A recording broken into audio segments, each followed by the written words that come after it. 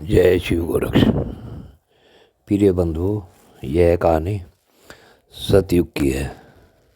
सतयुग में राजा शिवी अयोध्या के चक्रवर्ती सम्राट थे। उनके राज में हर तरह की शांति बनी हुई रहती थी तथा किसी प्रकार का कोई एक दूसरे से द्वेष नहीं करता था। एक बार देवताओं ने महाराज शिवी की परीक्षा ली, क्योंकि महाराज शिवी सत्यवादी भी थे और दयालु भी थे। तो उनकी परीक्षा में महाराज इंद्र कबूतर का रूप धारण करके उड़ता हुआ आया और विश्वामित्र ऋषि ने बाज का रूप धारण कर लिया। वह कबूतर आकर राजा की गोद में आ गिरा। राजा सिंहासन पर बैठे हुए थे। पीछे से बाज आया। बाज ने राजा से कहा कि यह मेरा भोजन है, आप मुझे इसे दे दो।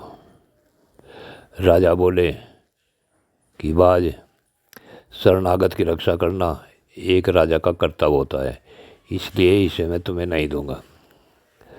बाज बोला कि मैं भूखा हूँ। राजा शिव बोले, इसके बदले मैं तुझे इतना ही मांस दे दूंगा जितना कबूतर का वजन है।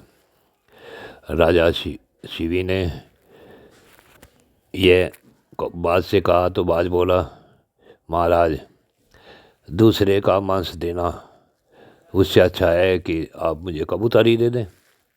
राजा बोले, नहीं, मैं किसी दूसरे का नहीं, मैं तुझे अपना दूंगा।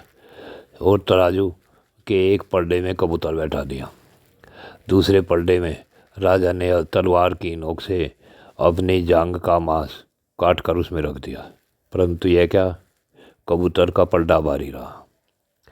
उसके बाद उसने फिर दूसरी जांग का मांस काट कर रखा। वह फिर भी कबूतर का पलड़ा भारी था। अब राजा ने सोचा कि यह तो कोई प्राकृतिक माया है, परमेश्वर कोई परीक्षा ले रहे हैं। उसने अपनी एक टांग पलड़े में रखी और काट दी, लेकिन फिर भी कबूतर का पलड़ा भारी ही रहा। अब राजा ने दूसरी टांग रखी और वह भी काट दी, फिर भी कबूतर का पलड़ा भारी ही था। राजा ने फिर अपना दायां हाथ से तलवार ली और बाएं हाथ को काट कर चढ़ा दिया, लेकिन फिर भी पलड़ा नहीं उठा। तो राजा ने गर्दन आगे करके जैसे ही तलवार मारनी चाहिए तो वहीं विश्वामित्र सामर्थ हो गए और राजा इंद्र भी, और दोनों हाथ जोड़कर खड़े होकर बोले, प्रभु, ये राजन, ये आप क्या कर रहे हैं? ये तो आपकी परीक्षा थी, आप अपनी परीक्षा में खरे उतरे। और यह कहकर विश्वामित्र ने उन्हें दोबारा सामर्थ कर दिया। तो यह थी अयोध्या के राजाओं की कहानी। और वहाँ राजा शिवी अपनी जगह पूर्ण सत्यवादी उतरे।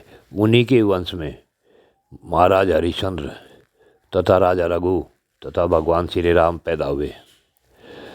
और राजा शिवी तथा रघुकुल सूर्यवंशी कहलाया। सूर्यवंश के ही आधार से द्वापर में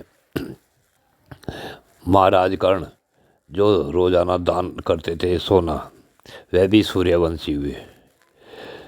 भारतवर्ष में सूर्यवंशी जहाँ जहाँ भी आज भी अगर कहीं हैं तो उनके अंदर ही दान देने की अक्षमता है। सूर्यवंशी राज को चला सकते हैं और चलाते आए हैं। जब जब सूर्यवंशी कोई राजा बैठेगा भारत की गद्दी पर, तब तभी भारत का भविष्य उज्ज्वल होगा।